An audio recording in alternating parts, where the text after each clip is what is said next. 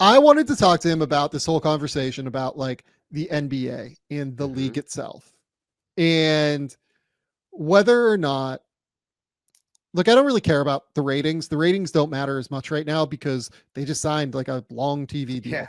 So the ratings for the next like 2 years, not something that like totally matter. Uh, Once we start getting into like the middle point of that TV deal going into next year, because this is really the last year of the current TV deal. Right. And what, it's a 5 year, 6 year TV deal. Is it a Hmm. 7 year TV deal? I 7 year, can't I remember. think. 7 year TV deal. Yeah. Like this year and next year, like don't really matter that Nope. much in terms of ratings. It's once we start getting into like year 2, year 3, year 4 of the current of like the incoming TV deal when it will become concerning Right. if things don't work out From a business perspective. from a business perspective. Right. Right. Correct. Right. Yeah. So the ratings thing, I don't really care about. Yeah. Aesthetically, I do want to ask the question of just like, why do we feel like, I'm trying to figure out how to phrase this. Why do we feel like the non hyper engaged NBA fan, because I feel like the hyper engaged NBA fan is completely comfortable with Yeah. where the league is, and those guys, those people, those men and women are not leaving. Those, you know, boys and girls that love the league, they're not leaving.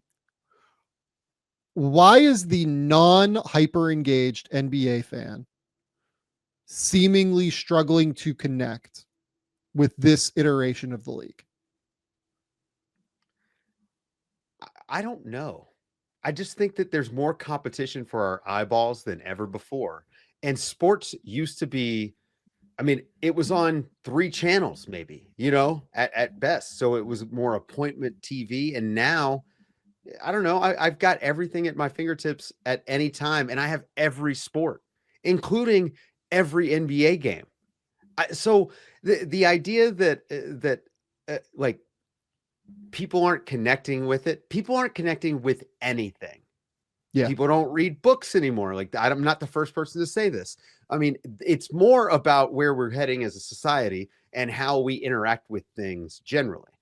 I just, to me, when I see, oh, the ratings are down, everyone's down. The NFL's ratings are down, not as much as basketball, but they are down. And so, that to me is, I don't think that's the thing. I think what we have is we have this odd, really weird thing going on with perception and the negativity that's Yeah. attached to what we're watching, which makes no sense to me. The line on the basketball court that demarcates the 2-pointer and the 3-pointer, it's like the Mason-Dixon line. It is the Maginot line. Whatever line you want to fight a war over. That's literally what it is. It's old guys wanting to complain and yell at clouds because guys are taking shots from 1 foot farther away or whatever. Instead of a long two, it's a short three. I just, that one thing. But already in the 3-point era, let's call the last decade the 3-point era. This has been the big explosive sort of moment. Steph Curry is the most electrifying basketball player to ever play. He does numbers every time he plays on national TV. Yeah. It's just, he does ratings. So it's not about the game, it's about the players. And I think the problem is you've got, these players are now all packaged as brands. They're not like real people anymore. We're overexposed to these guys, man. I know their dogs' names. I don't, So, it's too yeah. much, right? Like, you're giving me too much. Michael Jordan was a little bit of a mystery, which was part of what made him so cool, man. I didn't know much about him. And I think that Yeah. that stuff matters, man. They're not held up as like these mythological figures to us anymore. We're getting too much of them. And then the basketball is diminished by the way it's presented. You've got people on TV telling me that what I'm watching is bad. It's not fun. What if I'm enjoying it? So now you're telling me I don't have taste. So I think that you brought up the idea of overexposure.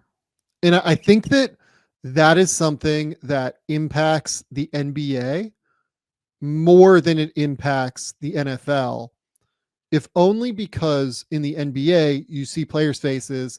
There are only Mm-hmm. 15 guys on a team versus 53 on an NFL team, right? There are 22 guys on the court in an NFL game. And like to understand what all 22 guys are doing at once, you have to watch a specialized tape, the all 22 tape, in order to actually see everything that's happening on an NFL field. Mm-hmm. With the NBA, you see everything that's happening all the time. These people and their faces are always on the screen. So in this era of modern social media, I think that we get to know them a little bit more, and they become, in this era of polarization, like I'm literally reading Ezra Klein's book, Why We're Polarized, right now. And you brought up books earlier. It's funny. Like I'm literally reading this right now. And I think that in this era of hyperpolarization, it becomes easier for, the people who want to, make a big deal out of everything, the people who make a crisis out of every single moment, to be able to do that. The people who do things in bad faith, but even the people who don't do things in bad faith, and just see who these people are and don't really connect with them, it becomes easier to see that. Right. The second piece of overexposure I think that we get is literally just the games. Like right. Back in the 90s, yeah, like you saw more games, but like you can see highlights from every single game right now at the palm of your fingertips. You can get access to every game via League Pass. You can get access to, every single night you can watch NBA games, and you can see every single second of NBA games. It was harder to do that. Like you had to catch Sports Illustrated, or not Sports Illustrated, Sports Center between the hours of 8 to or 7 to 9, 6 to 9 in the morning while you're prepping for work, in order to understand what you're seeing on the court. Like highlight culture was just drastically different then. I think that is overexposed now.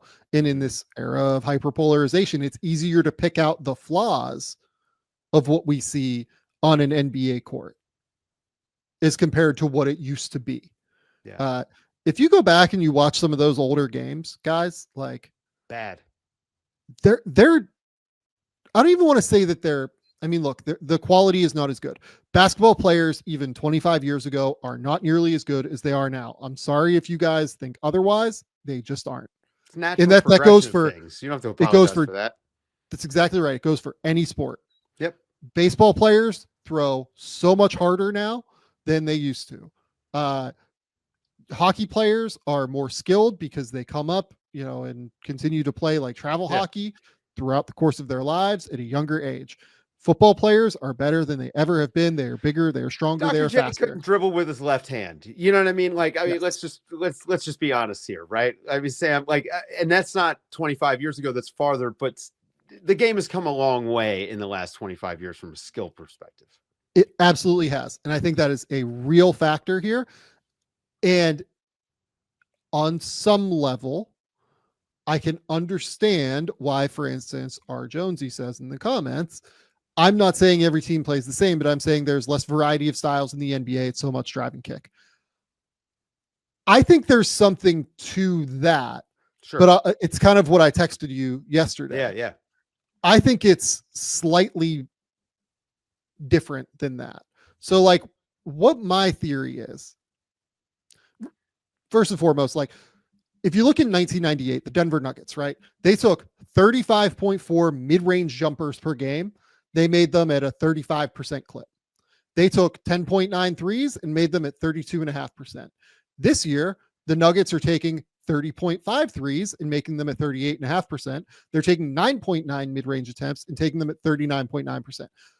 They've literally just flipped the threes and the twos. These are jumpers, like they're mid-range jumpers or three-point jumpers, but there's people shooting the basketball, not getting into the lane. They've just flipped them. They're doing a better job of not stepping on the line, honestly. Correct. Big part of it. Or taking 2 steps inside the line, whatever you want to say. Yeah.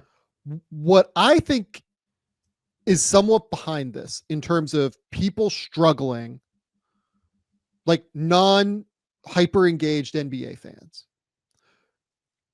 I do think that the style has changed.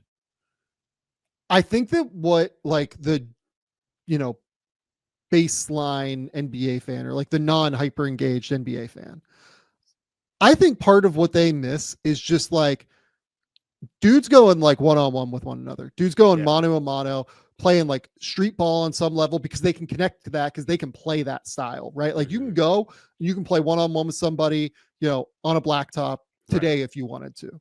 You can go to a gym and get some shots up and play 2-on-2, and you're going one on one against dudes all the time. I think that like the general non hyper engaged basketball fan, I think they kind of love that like mano and mano. Hey, like let's go, like let's do this right now, let's throw down, let's try and make this happen. They don't want the like, I love the Spurs like Yeah. style that people bring up, like the beautiful game, the pass kick, drive kick, you know, continue to move the ball around the court. I think that what like the normal, you know, person loves Yeah. is just the simplicity of a battle of Anthony Edwards saying, okay, KD, you're right in front of me right now. I'm I'm just gonna going to beat take you you. one on one. Yep. Michael Jordan, you know, against Craig Elo or Byron Russell, I'm just breaking you down. I'm scoring a bucket to win a game, right? Allen Iverson was one of the most famous players of the last decade, despite being, or of the last like 3 decades, despite being a guy that was like a great basketball player, a Hall of Fame basketball player. I don't know, like you go back and you watch Iverson games, you know, he chucked up a ton of terrible shots. Like we can be Ton. real about that, right? Yeah. Shaquille O'Neal, like I think that's why people connected to Shaq as well. Shaq was going 1-on-2, one on Right. three, right? Like he was trying to like just beat guys not on his own because Shaq was an underrated passer too. Like I don't want to Yeah. sit here and like disparage that, but I think that they like the idea of this. I think like if you look at like the hero's journey or like a hero's narrative, Sure. right? They love this idea. This is like the general person in the public, not the hyper engaged basketball fan. I think they love the idea of this hero of the like of Jordan, of Shaq, of Iverson taking on all comers and Mhm. defeating him. And I think that's an easier narrative to sell than what's happening league wide now, where you see so much more parity, guys moving the basketball. Like there's a genuine discussion as to who the best player in the league is Well, the right now. fourth best player on the team winds up standing still for 15 seconds and putting up shots, right? It's almost like football games coming down to field goals is what I think is happening for a lot of people with like it's the fourth guy, it's the fifth guy taking the shots all the time because the defense is Mhm. set up that way now, right? Like you can force the ball out of guys' hands. You know, someone's mentioning illegal defense rules back in the day, the way they used to be used. And you're right, you can't have those now. It's just like you can't get rid of defensive 3 seconds, right? Because in the NBA, you want that fast lane to the basket because you want dunks, you want layups, you want that stuff, right? So from a entertainment perspective, there are some things that limit the rule changes and implementations. To me, though, I do think there are some aesthetic things that they can control that would get fans more engaged, like allowing the more physical style of play that we saw the second half of last season. I think that's an easy place to Yeah. start. I think that the screen rules, man, like letting players and just doing this thing where it's like, oh, we've got a gentleman's agreement to not try here. So I'm just going to put my hands on you. I'm going to push you over here, and you're just going to go along gently. Like I really, obviously I'm a basketball coach, so it bothers me to watch the this lazy soft switching stuff. But I think that the average fan sees that stuff and they're like, well, what? Like why aren't they Well, trying to guard? Like why aren't they and doing more stuff? to my point, like the soft switching stuff, like so much of today is like mismatch hunting. It's Yes, not yes. we're going like my The best bigger guy problem. against your best guy. It's okay, we're trying to get Jason Tatum, my best guy, on your worst guy, Right. right? Because we're smarter about it. And like that's not something you can fix. Like the league is going to continue to try and do that because that's what it is, Yeah. right? Like But it's not a that's, three-pointer problem, man. I actually don't think it's a It's three-pointer not. problem. I think people use that as like an easy crutch to sit on. Yeah. And like they can look, that's the easiest number to pull in terms of the way that the league has changed. I just don't think the Right. people making that argument are I don't think they know enough about basketball to even know what they're watching necessarily to make the argument that they're trying to make. Certainly not older eras of basketball. Definitely Right. not. You know, I think this is real too, by the way. The league has done a very poor job of 100%. promoting younger players besides Wemby and Ant. Even Luka and Tatum not hyped up properly. They made attempts with John LaMelo, but they've not lived up to it. I think Brian K is 100% right. LeBron versus Steph on Christmas Day. That's fantastic. That's great because you like those legacy games. That is the marquee game of the day. How the fuck do you not have Oklahoma City on Christmas Day? How do you not have Oklahoma City on open or on Christmas Day? Oh my gosh, man. What the schedule is very odd. I think that the league has not done a good enough job of lifting up who its best players are. Yeah. And convincing people. Like, look, like Nikola Jokic on some level, like he doesn't seem like he wants this. Like he doesn't seem like he wants to be the face of the league. And like, but that's not his choice. It's not his choice. He signs the contract, he gets the money, and he doesn't have to go do interviews because he's the best basketball player in the world. He's one of the best of all time. So he sells himself every time he touches the ball. And he plays this incredibly fun, engaging brand of basketball as well that like I truly love watching. And he is somebody that like kind of does go, you know, he's one of the best passers, if not the best passer I've ever seen in my life. Yeah. But like he is somebody that will go like 1-on-2 at times, and like teams will double him and he'll make decisions off of it. And I think that people can like wrap their head around his game in the same way that they wrap their head around Larry Bird. Right. But he's not as fun as Larry Bird, right? Larry Bird would be out there talking an immense amount of shit for 40 minutes or 48 minutes. And Nikola, God love him, and it's amazing that he does not want to do this stuff, but like he just wants to go to Serbia and go like race horses, right? So like anytime that the season ends for him, he's just going back home.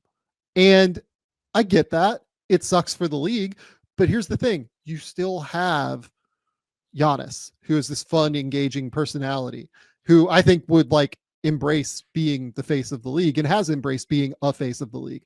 Luka, it seems like, would embrace it. Shai Gilgeous-Alexander, like honestly, beyond him liking fashion, this is a league failing more than it is like a Shai failing to me. Yeah. And I think Shai is Nike, if I remember correctly, but like it's a whoever is like branding Shai as well as the league itself failure that like I don't know a ton about Shai beyond just like I know he loves fashion. I know he's like generally kind of a quiet dude, probably like kind of quiet and boring. But still, like I should know more about him. And like I agreed. Fucking follow the league as close as anything. I don't know his dog's name. Totally, right? Like Anthony Edwards, I know a lot about. Too much. Because Anthony Edwards puts himself out there and he's a fun dude, right?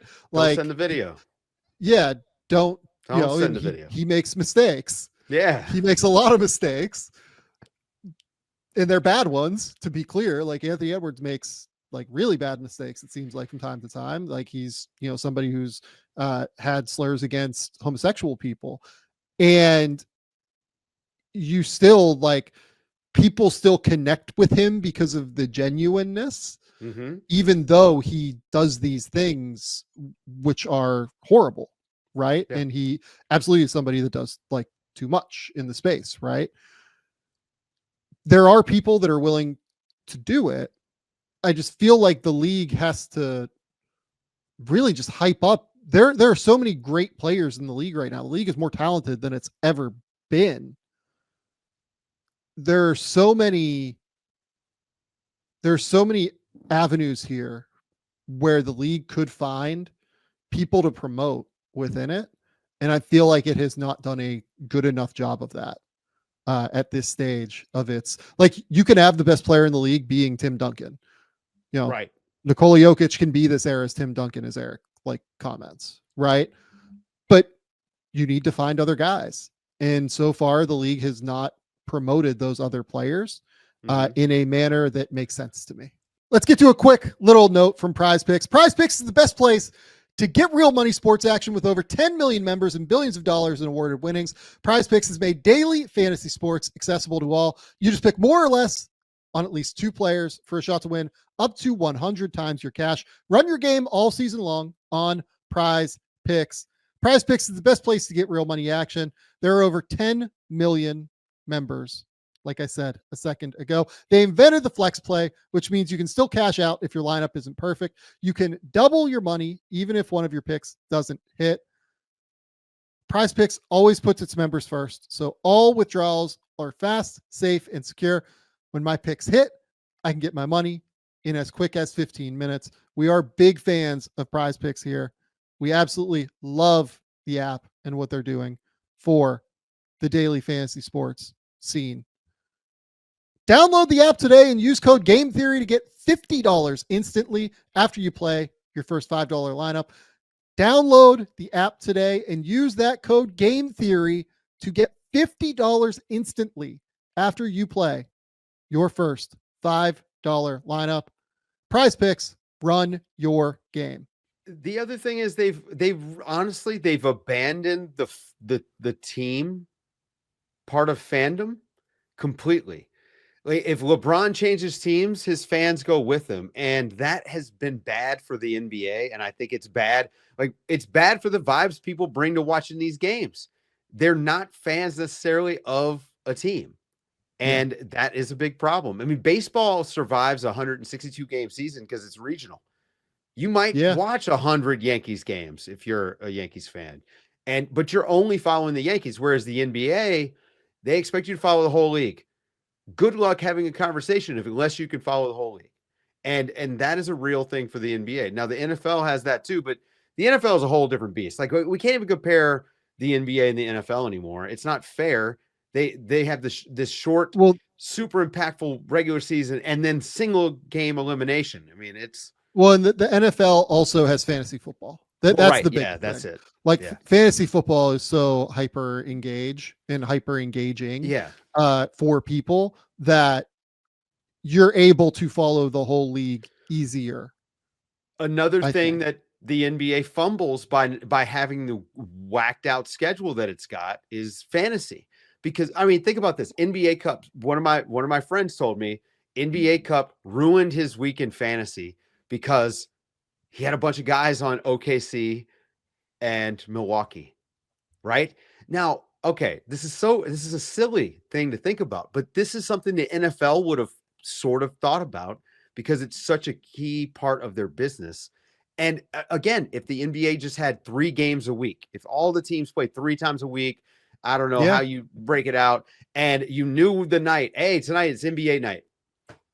Hey guys, let's watch the NBA. Even if it's not just 3 nights, if you spread it over 4, I don't know. But if you had marquee nights, you probably make it easier to watch. There's so many things, but I do think that the part where people are complaining about the style of play, it's lazy. Mostly they're saying, look, there's a lot of threes. They're not watching these games necessarily. And I also can sympathize with if you drop in and, Boston's down 20 because they shot 10% from 3 in the first half and they're out there in the third quarter bombing away. And I can understand not wanting to watch these guys dribble up and take shots, but it overwhelmingly is not like that. So the other comment here is injuries, right? Yeah. Rap Stallion brings up injuries. I'll tell you what ruins, he brings up fantasy, but this is, true of the NBA is injuries. Yeah. So my theory on this. Okay. Well, I have a theory to fix this. Oh, I have a theory on why it feels different now. Okay, you go. You talk about that then. Yeah. So there's so much money involved. Guys don't retire anymore. Period. Yeah. Period. Used to be rare that you had a guy playing like 36, 37, 38. And now, if you're in the upper echelon, if you're in top 30 of the NBA, like, is Paul George going to play till he's 40? Maybe. Is he, Probably you know will. what I mean? Like, you think about this, like guys are just playing longer regardless. But even when they're hurt, they're probably playing longer because now they're also, it's an investment. It's $40 million. It's $60 million. It's not whatever Brandon Roy was making when he fought, you know what I mean? Whatever that was, not very much. There's a Yeah. different thing involved here. So, not just for the player, also for the team. Like there's millions and millions of dollars in marketing these players, in selling season tickets, like everything. I think the money part of this makes the injury part worse because it's all dragged out. And guys are trying to be ready for the playoffs too. Like that, they're missing a lot of regular season games, and it's guys who are really hurt, but because they're trying to gear up to deliver for the playoffs. It's a tough problem, man. So my fix for this Yeah. is largely just going to FIBA rules. And FIBA yeah. rules includes 40-minute games. So here's my theory on why this helps. Yeah. And why it wouldn't impact the record books in the way that people think it would. Okay. So 40-minute games instead of like reducing the schedule. I'm saying keep 82 games because 82, to me, 40. The league is not changing that, right? Like they want the inventory of games to be able to sell to local providers, to be able to sell to national providers like ESPN, TNT, Amazon, everything like that. They want to have it for League Pass to make League Pass an incredibly valuable product. Okay. From an injury perspective, 40-minute games is just going to help. Correct. Right. B, like from a wear and tear over the course of a season, you've reduced minute loads, everything like that. B, faster games in an era. Like I go to NBL games here. They're in and out in 2 hours. Yeah. And I think that would help a ton with NBA team, with like fan bases. I think it would help an immense amount. 3, look at the pace of play in previous eras, right? Like the 90s, like we're talking like 90 possessions a game, 91, 92 possessions a game. Right now we're at like 100, 101, 102. Yeah. Right. So you reduce a game by what, like 16% or so, right? By, cutting it by 1/6, right? Yeah. Well, you're just reducing like the minute totals or the possession totals by like 14%. So like there'd be slightly fewer possessions than there were in the 90s, but not like a crazy amount fewer than there were in the 90s. So you potentially reduce minute and reduce wear and tear. You keep the TV inventory, which I think is obviously really important to the NBA. You quicken games, you make things just like a little bit more valuable. FIBA, refereeing, as obviously, is just allows more physicality. I think that it is a better brand of basketball. Everybody watches the Olympics will say, oh my God, this is amazing. This rules. No live ball timeouts. End of games go quicker. I think that just adopting FIBA rules, including a 40-minute game, would make the NBA better. And I think it would help the product from an injury perspective while also achieving its financial goals. I agree with all that. The issue, it's a labor issue. 40 fewer game minutes per team. A 40-minute game. I mean, it's just, there's greed, right? Greed is at play here. I don't think you're going to create a league where guys don't get used to 35, 36 minutes. And I don't know that you'll have a league that would transition to, all right, stars, you're going to play 28 minutes. I mean, my case against you there. You're going to cut the rosters down? No, my case against you there is it works in Europe. Okay, but it's worse in Europe. The players are worse. Like, don't get me wrong. They are worse, and also different people. I mean, we cannot allow the societal context in which we exist has to come into play here when we're thinking about this. I think, FIBA rules, except for playing the ball off the rim, because the NBA is an above the rim sport. You'll have a lot of broken fingers. I agree with that. Actually, it would actually be bad.